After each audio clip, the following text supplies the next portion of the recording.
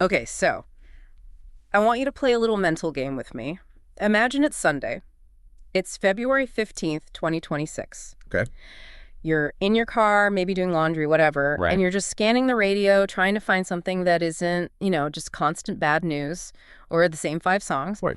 And you land on this show. It's called Past Week, Next Week. It sounds pretty unassuming, doesn't it? Just, three guys, Chris, Paul, and Boogie, just talking. Exactly. But if you actually listen to this source material, this one specific broadcast, you start to realize it's not just a comedy show. It's more like a survival guide. A survival guide. I mean, that feels a little dramatic for a show that spends 20 minutes arguing about bad pop music. But I really don't think it is. You have to look at the context. This is early 2026. As we get into it, you'll see it's a society trying to handle these huge geopolitical tensions like strikes, border issues, all this polarization with just complete unhinged absurdity. You're talking about grown men eating dog food? Exactly. The dog diet. We are definitely getting to that. But they open with something that I think just perfectly sets the stage. They call it the Healing the Nation experiment. Right. And the tool they choose to heal this fractured American psyche is Bad Bunny.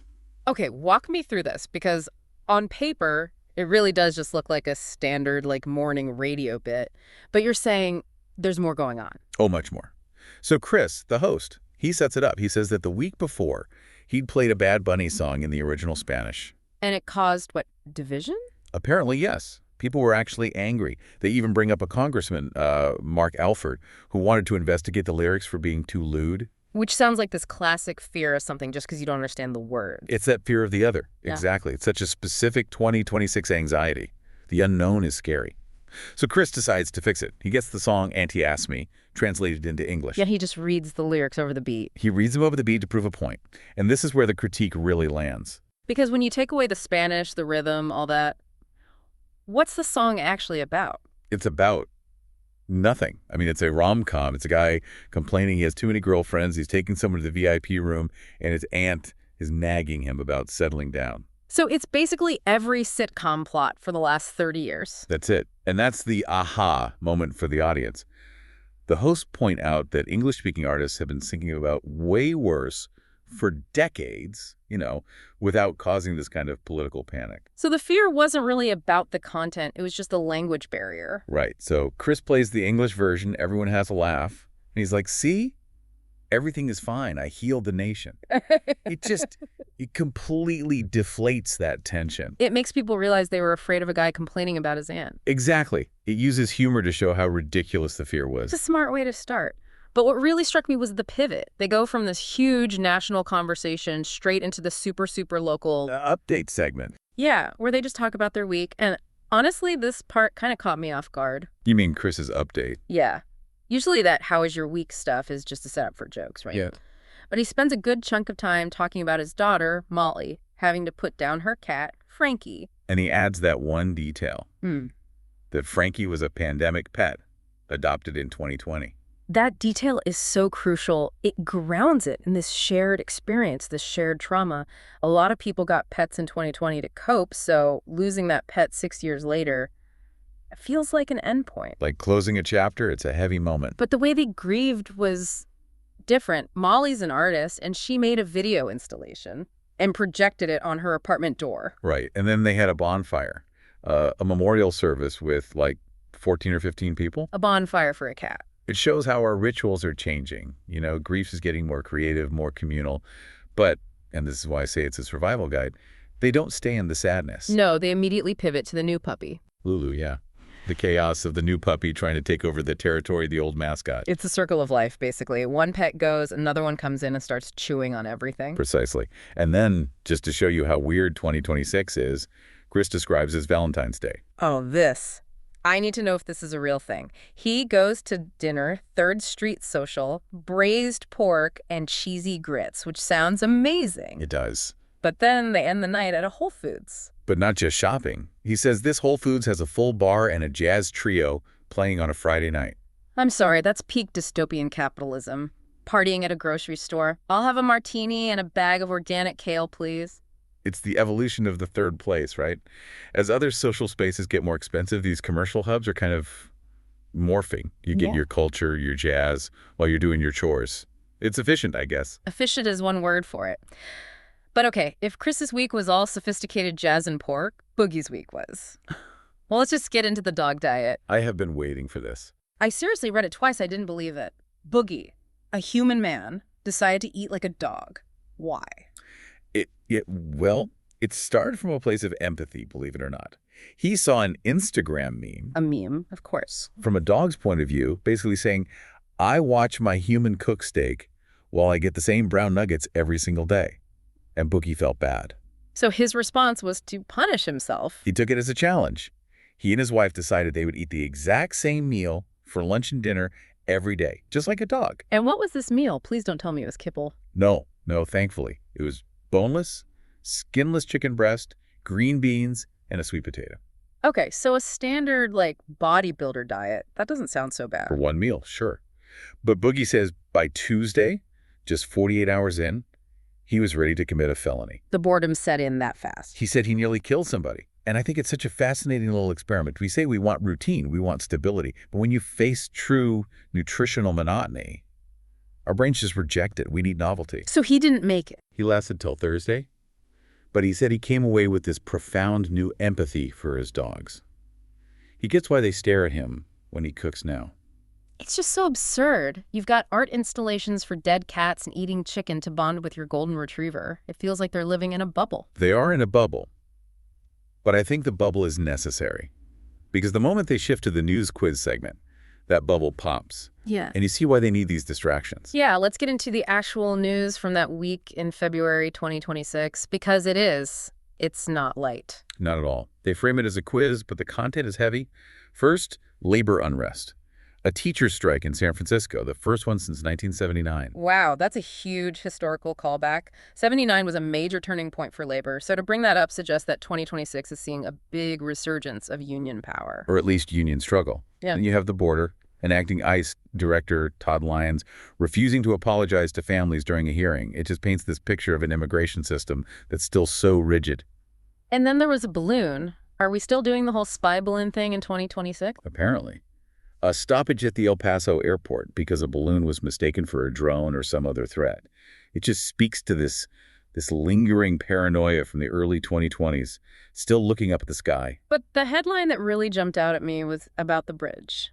Donald Trump threatening to block the Gordie Howe Bridge. And that's such a specific grounding detail for this timeline. Mm-hmm. You know, the bridge connects Michigan and Canada, and the source mentions this whole dispute with the prime minister over steel and workers. It's a reminder that even our closest alliances, like with Canada, are under a lot of strain in this world. It's exhausting, right? Strike, border crisis, balloon panic, trade wars. It is. And that's why the next part works so well.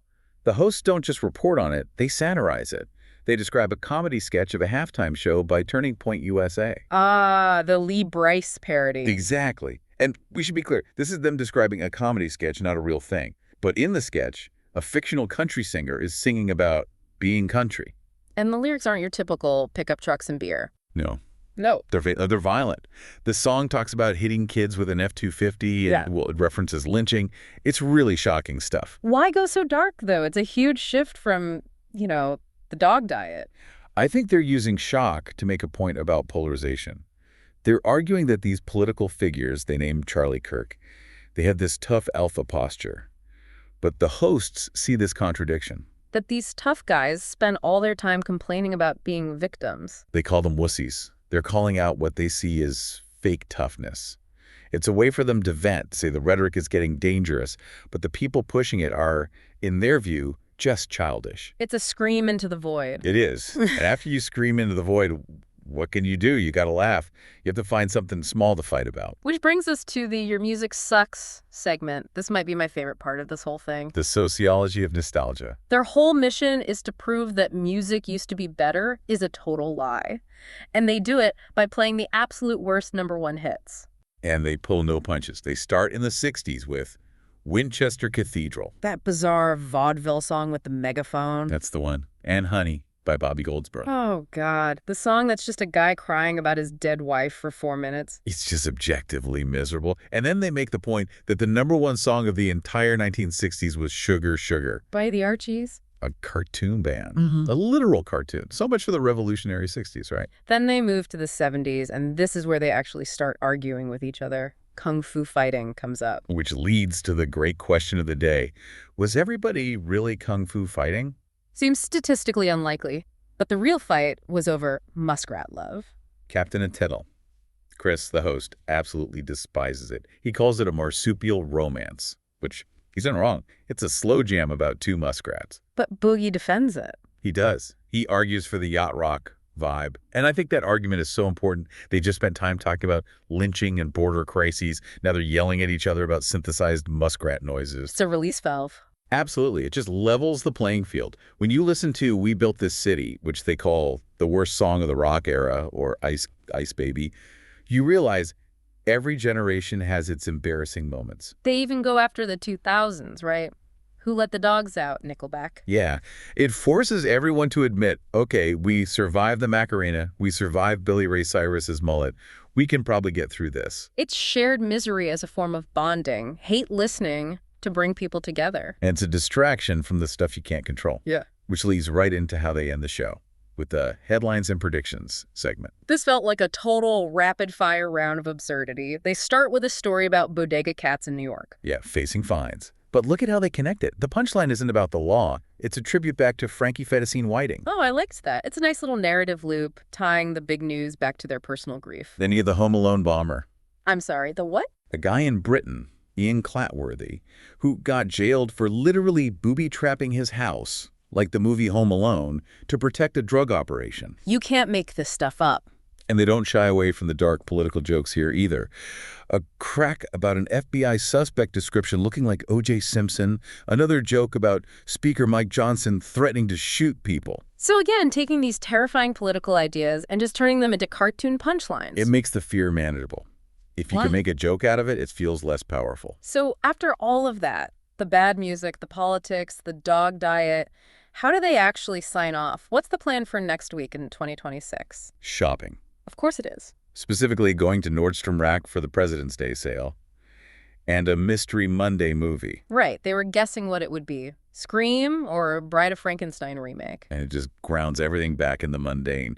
The world might be on fire, the bridge to Canada is blocked, but I need new shoes and I want to see a cheap horror movie. That's the survival guide right there. That is the survival guide. You have to care about the big stuff, you have to be informed, but you can't let it consume you.